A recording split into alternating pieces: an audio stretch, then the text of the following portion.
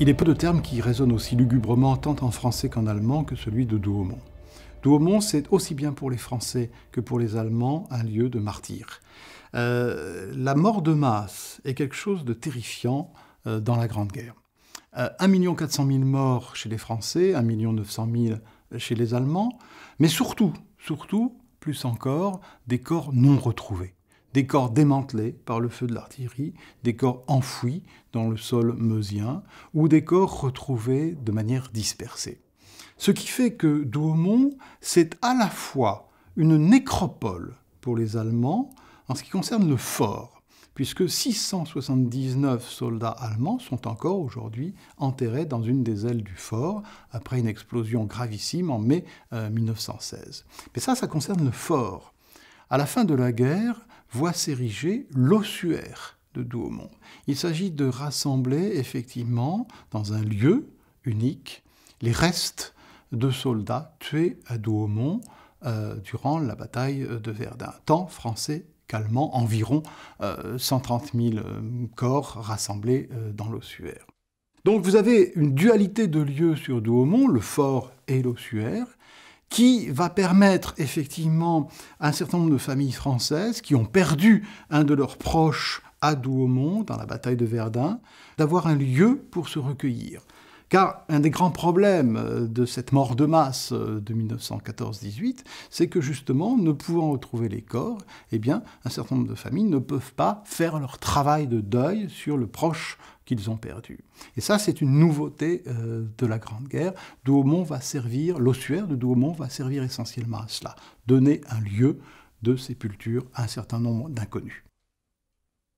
Douaumont, qu'est-ce que c'est et quels sont les projets qui existent mémoriellement en 1920, dans les années qui sont les années de sortie de guerre? Il y a d'abord un projet de l'architecte Ventre qui consiste à faire du fort de Douaumont tout simplement un mémorial à la mort en rassemblant dans le fort tous les morts des alentours. C'est un projet qui n'est pas suivi, et c'est Monseigneur Ginisti, évêque de Verdun, qui va reprendre à son compte un projet d'une cathédrale des morts et d'une basilique de la victoire. Ce sont ses propres termes.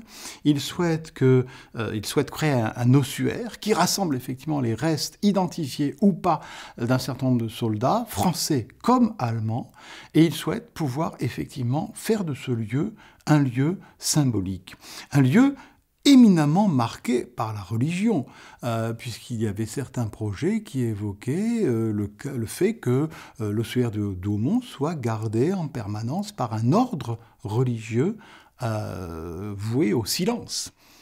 Ce projet n'ira pas à son terme, mais le projet de Douaumont, de l'ossuaire de Douaumont, est très religieux dans ce contexte.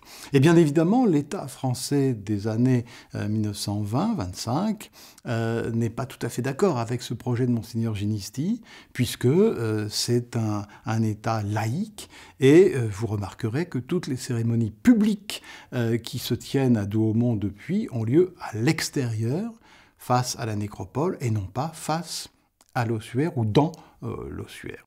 Alors c'est la volonté inébranlable de Monseigneur Ginisti qui va réussir tant bien que mal à faire financer ce projet par des villes marraines qui apportent le obol, mais aussi par l'American Legion. La forme du monument est due à l'architecte Azéma. C'est une forme effectivement marquée par la religion. Certains disent qu'il s'agit d'une croix d'épée enfoncée dans le sol, mais c'est tout simplement aussi une croix. La première pierre est posée en 1920 et l'ossuaire de Douaumont sera finalement inauguré en plusieurs étapes, 1927 et 1932.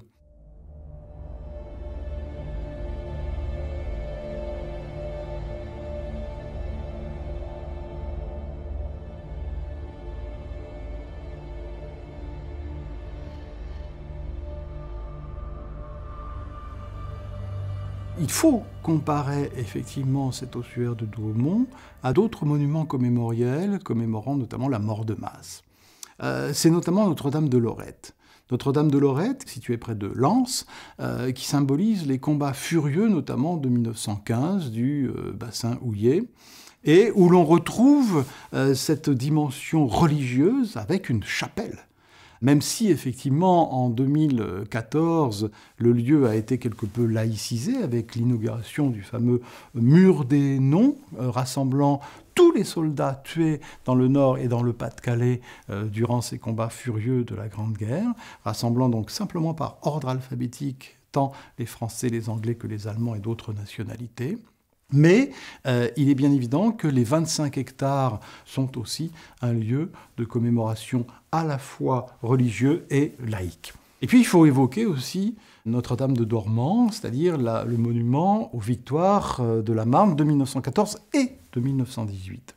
Parce que là, on retrouve effectivement une structure assez duale.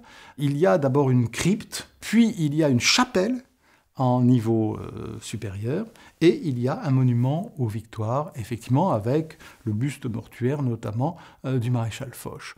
Donc ces trois monuments, Douaumont, l'ossuaire de Douaumont, Notre-Dame de Lorette et Notre-Dame de la Victoire de Dormans, constituent un ensemble complet, qui est un ensemble à replacer aussi dans un contexte politique, les catholiques français souhaitant, à travers Monseigneur Ginisti, à travers Monseigneur Luçon, cardinal archevêque de Reims, qui œuvre aussi pour la chapelle de Dormans, ces catholiques français veulent montrer que les catholiques français, justement, ont participé totalement à la victoire et qu'ils ont donné leur vie aussi pour la France.